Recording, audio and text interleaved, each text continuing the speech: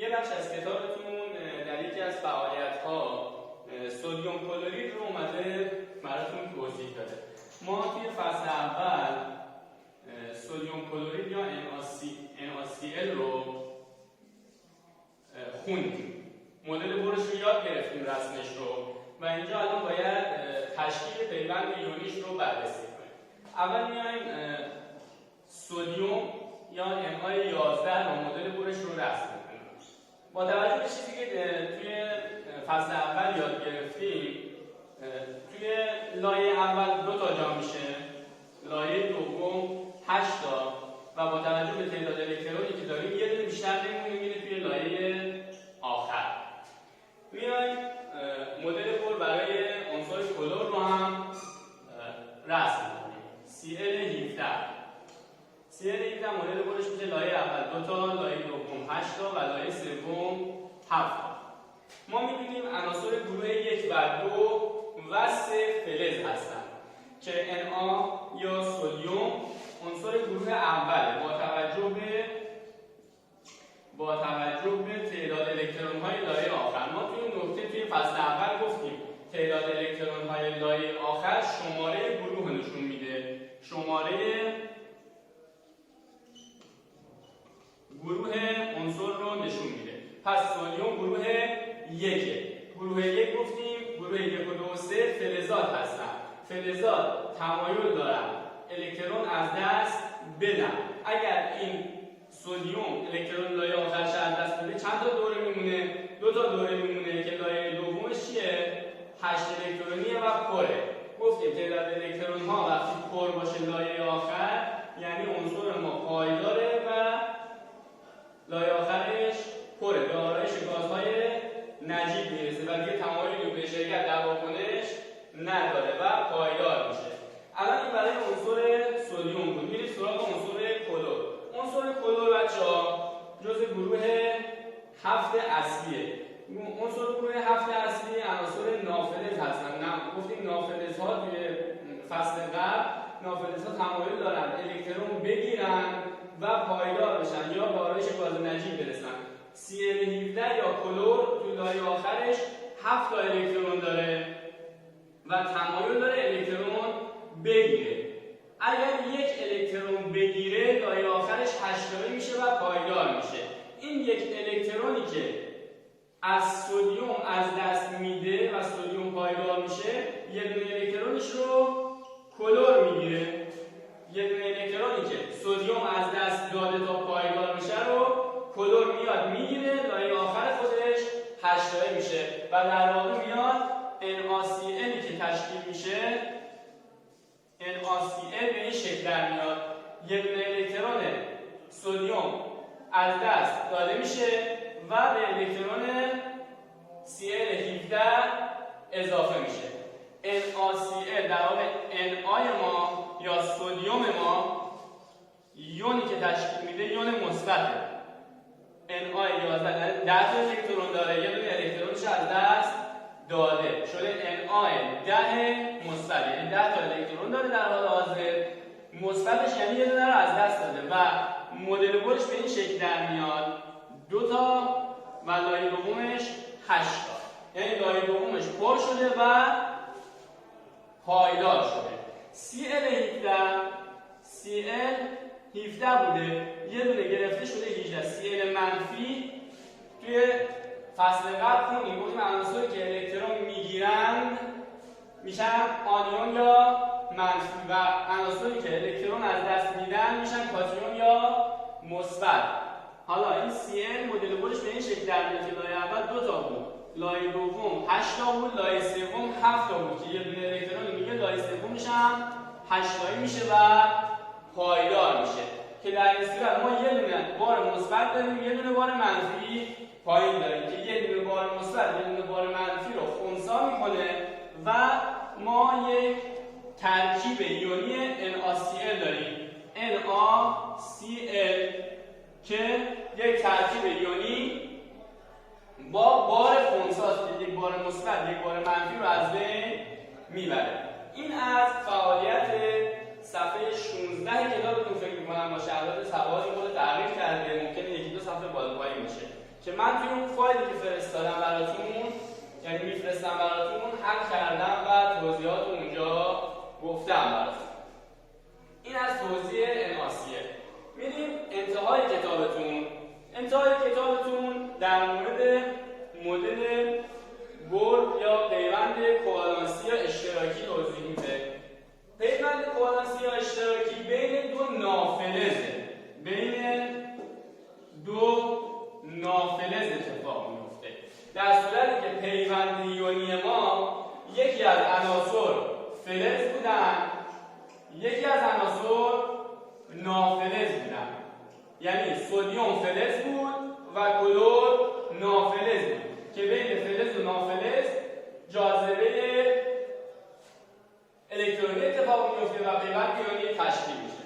در صورتی که در پیوند کوالانسی بین دو نافلز اتفاق میفته که یک موردش رو در مورد مولکول آب توی کتابتون اومده توضیح داده. من مولکول آب رو براتون تشریح میکنم و یک مثال هم در صفحه آخر کتابتون براتون میزنم که ادامهش باشه برای شما که خودتون حل کنید و یاد بگیرید. در مورد مولکول آب اومده مدل رو به این صورت الکترون نقطه‌ای رسم کرده. گفته اگر این اکسیژن باشه، توی لایه دوم اکسیژن گفته ما 6 تا الکترون داره. 2 تا رو اینجا کشیده، 2 تا رو اینجا کشیده و 2 تا تکی هم به این صورت. این اکسیژن OH. لایه دومشه، مدل برش به این صورت بود دیگه. اگه یادتون باشه 2 6. این لایه 2 شو نشون نداده توی تصویر، فقط لایه 6 رو نشون داده. گفته لایه دوم 6 تا الکترون داره. 2 تا اینجا، 2 تا اینجا، 2 تا تکی و 2 تا هیدروژن رسم کرده. هیدروژن ما میدونیم هیدروژن عدد اتمیش یکه. مدل برش هم یه دونه لایه داره، یه دونه توی اون لایه اولش که تنها لایه‌اش هست الکترون داره. خب این هیدروژن ما یه دونه الکترون داره. توی فرمول آب که H2O 2 تا هیدروژن داریم، یه دونه اکسیژن. این اکسیژن ماست. پس باید 2 تا هیدروژن داشته باشیم. این هم یک هیدروژن دیگه با الکترونش که در لایه اولش و تنها لایه‌اش وجود داره. در پیوند کوالانسی یا اشتراکی ما الکترونی از دست نمیدیم و الکترونی جذب نمی‌کنیم مثل پیوند یونی. در پیوند یونی به این صورت داشتیم که اینجا سدیم الکترون از دست داده بود و اینجا کلور الکترون رو گرفته بود. یعنی یک اتم الکترون از دست داده، اتم دیگه الکترون رو گرفته. اما در پیوند کوالانسی به این صورت نیست. یک اتم الکترون از دست نمیده و الکترون بعدی الکترون به دست نمیاره. در واقع الکترون ها رو با هم به اشتراک میذارن. لایه دوم این نافلز که اکسیژن 8 هست 6 تا الکترون داره و هیدروژن ما هر کدوم که یک لایه دارن یک الکترون دارن. ما گفتیم عناصر دوست دارن به آرایش گاز نجیب برسن و لایه آخرشون پر بشه. هیدروژن یک لایه داره. لایه یک طبق اون فرمول 2N2 که گفتم چند تا توش الکترون جا میشد؟ 2 تا. پس لایه یک هیدروژن باید 2 تا الکترون داشته باشه تا پر بشه. هر 2 تا هیدروژن به این صورتن. این هیدروژن هم اگر 2 تا الکترون داشته باشه لایه‌اش پر میشه و پایدار میشه. حالا در پیوند کوالانسی یا اشتراکی میاد این 2 تا هیدروژن 2 تا الکترونشون رو با 2 تا الکترون تکی لایه دوم اکسیژن به اشتراک میذارن. در واقع این الکترون میاد با این جفت میشه، این الکترون هم میاد با این جفت میشه و لایه دوم اکسیژن به این شکل در میاد. لایه دوم اکسیژن به این شکل در میاد بچه‌ها. یه جفت اینجا داریم، یه جفت اینجا داریم، ترکیبی که به این صورت هم. این اکسیژن بود. این هیدروژن میاد کنار این مشکی هیدروژن. این هیدروژن هم میاد یه الکترونش رو کنار الکترون تکی بعدی قرار میده. این هم یک هیدروژن دیگه که این مولکول آب میاد تشکیل میشه. الکترون هاشون رو هیدروژن الکترون هاش رو با که تنها یک الکترون داره الکترونش رو با الکترون ترکیب اکسیژن به اشتراک میذاره. این هیدروژن هم به همین صورت الکترونش رو با اکسیژن به اشتراک میذارن. در واقع این دو تا الکترونی که الان در هیدروژن و در اکسیژن لایه دومش وجود داره، این الکترون ها هم مال هیدروژن هم مال اکسیژن. الکترون ها اشتراکی بچه‌ها.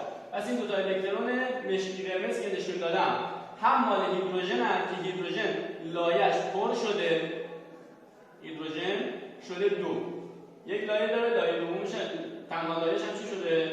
پر شده. گفتیم عنصرها دوست دارن به آرایش گاز نجیب برسن و پایدار باشن.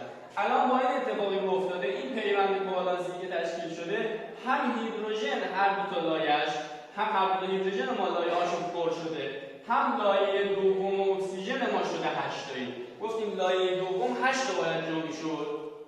درسته؟ لایه دوم باید 8 تا جا میشد طبق فرمول 2n2 و لایه دوم اکسیژن ما اینجا الان 8 تا الکترون داره.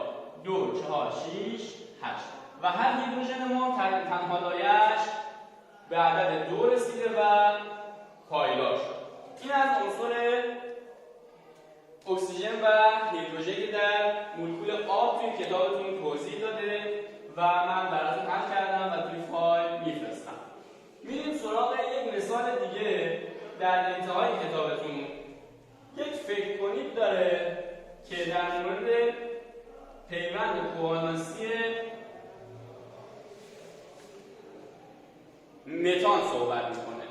متان بچه‌ها توی کتابتون هم نوشته متان، گاز متان. گاز متان.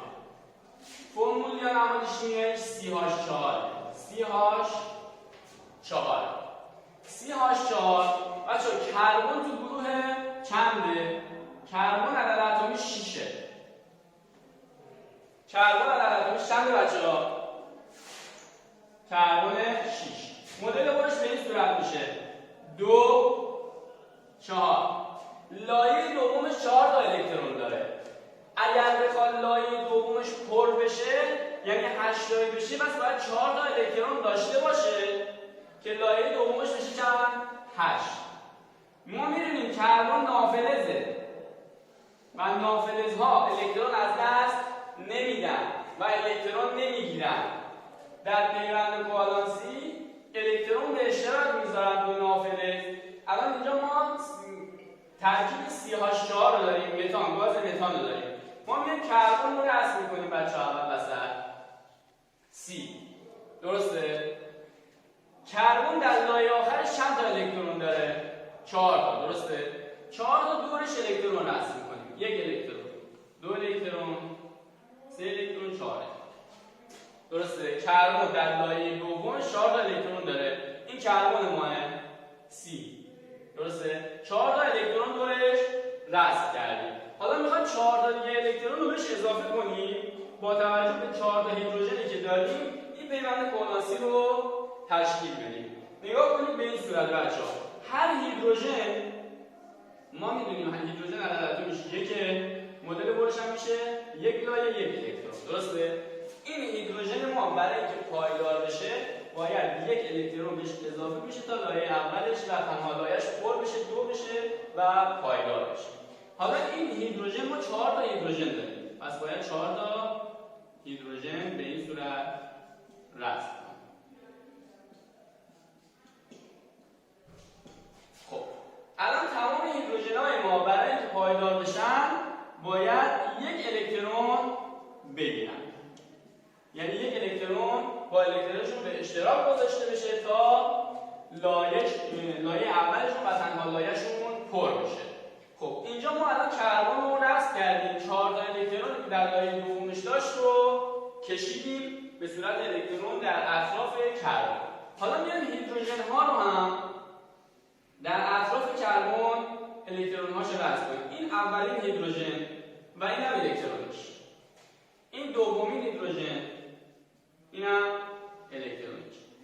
و سومین هیدروژن، این هم چهارمین هیدروژن.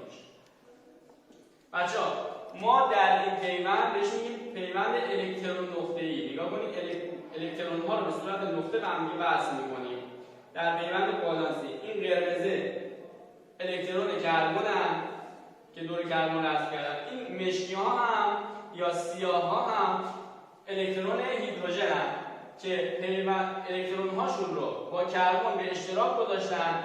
لایه دوم کربن الان شد 2 4 6 8 و هر هیدروژن هم لایه‌اش تنها لایه‌اش شد 2. نگون هیدروژن 2 تا الکترون داره، این هیدروژن 2 تا الکترون داره و هیدروژن های بعدی هم به همین صورت که ترکیبش شده CH4.